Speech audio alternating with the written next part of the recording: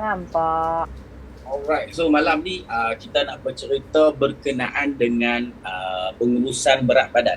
Bagi siapa-siapa yang nak turunkan berat badan, bolehlah ambil perhatian. Jadi, saya bagi fakta dulu. Dekat Malaysia, Tinjauan Kebangsaan Kesihatan dan juga Mobiliti NHMS 2019 melaporkan, dapatan daripada laporan ni mengatakan rakyat hampir separuh rakyat Malaysia dewasa berumur 18 tahun ke atas dengan peratusan 50.1 menghadapi penyakit obesiti. Okay, statistik ini menunjukkan peningkatan sebanyak 47.7% berbanding dengan laporan NHMS pada tahun 2015. Jadi kalau rakyat Malaysia berjumlah 33 juta, hampir separuh, lebih kurang 16 juta, 16.5 juta mengalami masalah obesiti. Okay, jadi daripada 16.5 tu, 1.7 juta rakyat Malaysia menghadapi risiko hipertensi, darah tinggi, diabetes dan juga penyakit jantung seperti kolesterol tinggi. Dan daripada 1.7 juta, daripada 3.4 juta rakyat Malaysia berisiko mempunyai sekurang-kurangnya 2 daripada penyakit berkenaan. Okay, jadi bila kita dah risiko-risiko obesiti ni, yang pertama adalah tekanan darah tinggi. Jadi tekanan darah tinggi ni adalah apabila berat badan kita berlebihan, jantung kita terpaksa bekerja dengan lebih untuk mengepam kepada saluran darah. Jadi dia akan menyebabkan tekanan darah tinggi. Jadi risiko yang kedua pula adalah kolesterol. Okey, dia akan meningkatkan kolesterol LDL yang dihasilkan oleh hati dan mengurangkan pelepasan LDL tadi daripada darah. Yang ketiga adalah diabetes akibat keradangan ataupun kerintangan insulin. Jadi ketiga-tiga benda ni, ketiga-tiga risiko ni adalah berkait rapat dengan amalan pemakanan harian kita. Jadi yang keempat, Persatuan Paru-Paru Amerika mengatakan bila ada kita obesiti di sekitar dada ataupun perut, dia akan menyebabkan paru-paru kita menyempit dan kita berisiko untuk mendapat asma. Dan yang kelima, kita ada risiko osteoarthritis. Okey. Bila kita lebih berat badan, kita akan 2 kali ganda lebih berisiko untuk dapat osteoarthritis ni. Dan kalau kita dah obes dan juga kita ada osteoarthritis ni, kita 5 kali ganda berpotensi untuk dapat pada sendi lutut yang lain. Jadi yang last kali adalah sleep apnea ataupun kita panggil apa? Ataupun berhenti seketika sewaktu tidur akibat penyempitan daripada salur pernafasan. Jadi bila kita sebut nak turunkan berat badan, nak kurus dan macam-macam, nak sihat, banyaklah diet yang kita tahu yang ataupun yang popular di Malaysia, di antaranya diet suku-suku separuh, diet keto, Atkins, intermittent fasting, diet kalori detox, general moto dan juga diet tanpa nasi. Jadi kita sebagai orang pertengahan, golongan pertengahan yang bukanlah doktor, yang bukanlah pakar nutrisi, macam mana kita nak buat? Jadi malam ni saya nak berkongsi dengan kawan-kawan semua apa yang saya buat menggunakan kaedah intermittent fasting ataupun IF. Jadi di bawah intermittent fasting ni terdapat banyak perbahasan. Ada orang kata yang ni bagus, ada orang kata kaedah ni bagus. Jadi perbahasan ni tak pernah habis. Jadi malam ni saya nak kongsikan sedikit idea ataupun informasi. Di bawah IF ni juga ada beberapa kaedah. Yang pertama kita ada modified IF, yang kedua kita ada Islamic IF, ketiga kita ada prolog IF, medical IF dan kita ada standard IF. Jadi yang pertama kita tengok modified IF. Modified IF ni IF yang standard yang telah diubah suai. Contohnya kebanyakannya dia popular dekat negara barat lah, di US. Apa yang mereka buat adalah mereka berpuasa tapi mereka ambil jus ataupun mereka ambil susu saja. Dan yang ketiga adalah mono diet. Maksudnya dalam masa seminggu tu mereka akan makan satu je jenis makanan. Contoh kalau mereka ambil buah-buah saja. Kalau mereka ambil sayur, sayur saja. Jadi yang kedua ni Islamic IF. Yang ni biasalah dekat dengan kita sebagai Muslim, puasa Ramadan ataupun puasa sunat. Dan yang ketiga adalah Prolog IF. Yang ni saya tak suggestkan. Sebab apa? Sebab puasa ni dia selalunya lebih kepada 3 hari dan ke atas. Jadi ada setengah orang panggil sebagai monk fasting, ataupun kalau dekat negara barat, mereka dah contoh macam Sami-Sami Tibet, Buddhis, mereka boleh berpuasa sampai 2 minggu. Jadi dekat US ada satu center, mereka ada buat fasting yang lebih pada 3 hari ni, tapi siapa yang nak berpuasa kena pergi ke center dan mereka akan pantau. Maksudnya pakar yang akan pantau lah. Lepas tu yang keempat adalah medical IF. Medical IF ni saya rasa biasalah, kalau kita nak ambil ujian darah, doktor akan suruh kita puasa malam, esok pagi ambil darah, ataupun kita untuk operation, untuk buat operation. Jadi yang kelima, saya amalkan standard IF. Di bawah standard IF juga ada beberapa kaedah. Jadi yang pertama, kita ada 5-2 diet. Jadi yang ni 5 hari makan seperti biasa, 2 hari kita kurangkan pengambilan kalori. Tapi masalah kita kat sini 5 hari kita makan seperti biasa, 2 hari cuti kita makan 2 kali ganda. Yang kedua adalah yang kedua adalah alternate day diet. Maksudnya hari ni berpuasa, esok tak puasa, lusa berpuasa. Jadi macam tu. Dan yang ketiga, ini yang saya amalkan adalah time restricted feeding. Okay, dia ada beberapa kaedah. Yang pertama, kita ada 12 jam berpuasa dan 12 jam tidak berpuasa. Dia macam lepas tu yang kedua, kita ada 14 jam berpuasa dan waktu berbuka selama 10 jam. Dan yang ketiga, 16-8 waktu berpuasa dan waktu berbuka 8 jam. Yang keempat, kita ada 18-6. Dan yang terakhir, kita ada 24. Maksudnya 20 jam berpuasa, 4 jam waktu berbuka. Dan satu lagi kita panggil omat, iaitu 1 meal a day. Kita ambil satu saja makanan sajian, lepas tu 24 jam kemudian kita berpuasa. Jadi kaedah 1 dan 2 ni lebih sesuai untuk orang yang mempunyai komplikasi. Contohnya ada gastrik, diabetes, darah tinggi. Jadi untuk orang yang normal macam kita, maksudnya lebih berat badan tapi dia normal, maksudnya tak ada apa-apa sakit, saya suggest terus kepada 16-8. Sebab apa? Sana. Sorry. Sebab bila kita buat IF, yang pertama kita kena faham IF ni adalah untuk mengurangkan waktu kita makan. Jadi waktu berbuka itu adalah waktu makanan kita. Jadi yang pertama kita kena faham glukosa.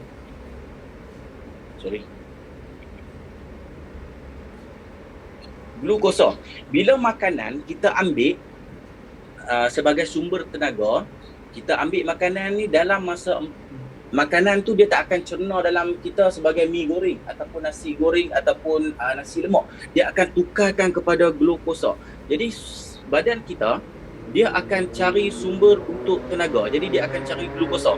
Dalam waktu 4 hingga 6 jam selepas kita makan, badan kita akan ambil tenaga daripada glukosa. Jadi kalau kita makan makanan yang tinggi dengan karbohidrat, dia akan pecah jadi glukosa. Jadi 4 hingga 6 jam ni insulin masih ada dan lemak tidak akan digunakan. Okey. Jadi yang kedua, kita selepas badan kita dah guna habis glukosa dalam 4 ataupun hingga 6 jam ni, dia akan cari lagi satu sumber makanan. Dia akan cari sumber lain, iaitu glycogen. Okey. Glycogen ni ibu ambil ulang saja. Glycogen ni adalah simpanan lemak, iaitu rantaian daripada glukosa tadi, dan dia akan simpan di dalam hati. Okey. Jadi bila kita dah, maksudnya sumber tenaga dalam badan kita dah habis glukosa, baru dia akan guna glycogen sebagai sumber tenaga dia. Jadi dia akan efektif antara 12 sehingga 16 jam. Jadi bila Kita buat sebenarnya kalau kita buat 12 ataupun 14 masih tak menggunakan lemak sebagai sumber tenaga kita. Jadi bila kita teruskan lagi, dia badan bila dah habis sumber glycogen ni, badan kita akan mencari sumber tenaga yang ketiga, kita panggil proses gluconeogenesis. Okay, gluconeogenesis ni adalah lemak ataupun proses yang akan digunakan bila badan kita dah habis glycogen tadi, dia akan gunakan lemak dan juga protein sebagai sumber tenaga kita. Jadi waktu yang efektif adalah 16 jam tanpa makanan. Jadi inilah waktu yang efektif untuk badan kita menjadi mesin pembangkal lemak. Alright. So yang seterusnya, apa manfaat IF adalah yang pertama, menurunkan berat badan, menurunkan paras gula dan juga menurunkan keradangan, menurunkan paras kolesterol dan juga anti penuaan. Jadi tadi saya berkongsi berkenaan teknikal ataupun info ataupun ilmu. Jadi ini adalah pengalaman saya sendiri yang mengamalkan AF selama 4 bulan. Jadi kalau kita tengok kat sini, sebelum ni badan saya 80 kilo. Dekat sini kita tengok yang pertama muka kembang sikit, lepas tu kita tengok kedua bahagian tengkuk, dan yang ketiga kita tengok dada, dan yang last sekali kita tengok saya punya badan kembang. Okay, selepas sebulan saya buat AF, saya punya berat badan turun sebanyak 4 kilo, jadi 76. Jadi kita tengok yang pertama sekali perubahan adalah daripada pipi dah kecut sikit, lepas tu tengkuk pun dah halui sikit, tapi masih ada dada dan juga masih ada perut. Okay. Jadi saya teruskan untuk bulan yang kedua. Yang sini kita tengok muka kita tanpa tengok, kita tengok perut dah straight. Okay, dan yang keempat, saya punya berat badan 24 hari bulan 12 hari tu 65 kg. Kalau kita tengok kat sini, saya punya badan dah start ada shape. Okay, yang ni daripada saya punya pengalaman sendiri. Dan seterusnya daripada teknikal, daripada penimbang pula. Kalau kita timbang, yang pertama kita tengok daripada 70 kilo kepada 65 kilo, saya punya pengurangan fat lemak dalam badan daripada 22 kilo kepada 18 kilo. Dan yang paling penting, yang keduanya BMI daripada 25 kepada 23, dan yang paling penting adalah visceral fat yang tak nampak turun kepada 7. Okay, daripada segi klinikal pula, masa berat badan saya 80 kilo, saya punya diabetes 6, gula dalam darah tinggi. Jadi lepas tu kolesterol, total kolesterol adalah 6, sepatutnya 5.2. Jadi selepas saya buat IF selama 2 bulan, saya punya berat dah dapat 70 kilo. Saya test lagi sekali, apa yang saya dapat adalah gula dah kurang menjadi 4.2 dan kolesterol dah menjadi 4.8. Jadi inilah yang tadi saya bagi tahu, IF mampu menurunkan berat badan, yang pertama menurunkan paras gula dan juga menurunkan paras kolesterol. Jadi dua produk yang membantu saya dalam IF ni, yang pertama Body Key dan yang kedua Double X. Okey. So macam mana saya buat? Okey, yang pertama kita berpuasa. Contoh kalau kita buat 18 jam, kita berpuasa pada pukul 8 malam, kita ambil satu paket Body Key menggantikan makanan sajian makanan kita. Lepas tu berserta dengan Double X. Lepas tu kita berbuka pula selama 18 jam, kita berbuka pukul 2 petang. Kalau kita buat 16 jam, kita berbuka pada pukul 12 tengah hari. Kalau kita buat 20 jam, kita akan buka pada 4 petang. Jadi waktu kita berpuasa, lepas tu waktu kita berpuasa ni adalah diharamkan untuk mengambil sebarang jenis kalori kecuali air masak. Jadi yang tu kita minum banyak. Ataupun kalau ada orang, selalunya kalau ada prospek kat saya, dia cakap, alah saya minum kopi lah, saya tak boleh lah kalau saya tak minum kopi. Boleh nak ambil kopi, tapi kopi tanpa susu dan juga tanpa gula. Kalau teh tanpa susu dan juga tanpa gula. Okey. Lepas tu bila kita berbuka, kita amalkan pinggan sihat Malaysia yang dicadangkan oleh KKM. Ambil suku separuh, suku nasi, suku lauk dan juga separuh buah-buahan dan juga sayuran. Jadi di antara tempoh 2 petang sehingga 8 malam sebelum kita berpuasa, kita ada waktu untuk makan selama 6 jam. Tapi kalau boleh kita limitkan kita punya pengambilan makanan. Contoh kalau kita ambil tengah hari, kita ambil tengah hari, lepas tu kita ambil petang dan juga malam. Jangan ambil setiap jam sekali. Contoh nak ambil buah, lepas tu nak ambil kari pak pula. Setiap jam kita tak sajikan lah. Kita kalau kata nak ambil buah, kita jadikan sebagai satu hidangan. Makan petang lah contohnya. Okey. Patutnya suruh dia makan nasi ayam. Saya ingatkan dia makan sebab tengok macam siapa tu? Tengok ayam dah habis. Saya pun tak tanya yang okey. Kenapa body key? Okey, kenapa body key? Yang pertama, bila kita ambil body key, kalori yang rendah. Contoh kalau kita ambil suku-suku separuh tadi, mungkin kalori di antara, kalau makanan yang sederhana, di antara 500 sehingga 800 kalori. Tapi kalau kita ambil body key sebagai penggantian sajian kita ada kita cuma ambil 200 kalori saja, tetapi dengan 17 gram protein dengan skor PDCAS 1, maksudnya keboleh cernaan tu tinggi, protein yang terbaik lah. Dalam body key juga kita ada 5 gram fiber untuk bantu kita punya sistem pencernaan. Kita ada 22 vitamin dan juga mineral. Sebab apa? Sebab kita bukan saja nak diet, tapi kita nak juga sihat. Okey. Dalam body key juga tanpa bahan pewarna, pengawet dan juga perisa yang ditambah. Dan body key kita non-GMO. Tak ada menggunakan unsur tumbuhan yang diubah genetik dia. So kita zero trans fat dan juga mesra vegetarian. Okey. So kenapa protein? Yang pertama, protein mampu untuk membantu mengurangkan berat badan. Dia bantu kurangkan lemak berbanding kalau kita ambil karbohidrat. Jadi kita jadikan amalan secara berterusan. Yang kedua, kita ambil protein, dia akan bantu untuk kawal rasa lapar tu. Sebab bila kita ambil protein tu masuk dalam sistem pencernaan kita, dia akan bantu untuk aktifkan hormon leptin, iaitu hormon yang berasal daripada protein yang buat kita rasa kenyang, dan dia akan kurangkan hormon lapar.